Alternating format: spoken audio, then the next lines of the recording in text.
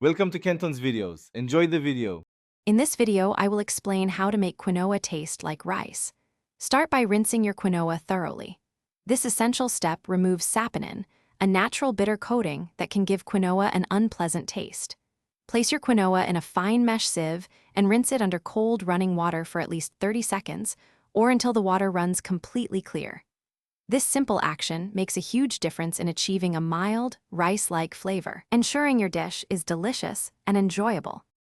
Next, choose your cooking liquid and get the ratio right. For every 1 cup of quinoa, you'll need 2 cups of liquid.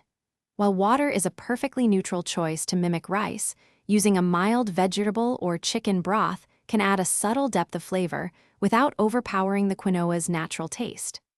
This precise ratio ensures your quinoa cooks up fluffy and separate, just like perfectly prepared rice. Now let's cook it.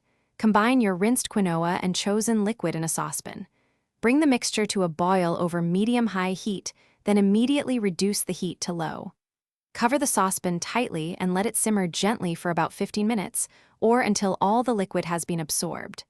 After cooking, remove it from the heat and let it rest, still covered, for 5 minutes. Finally, it's time to fluff and serve.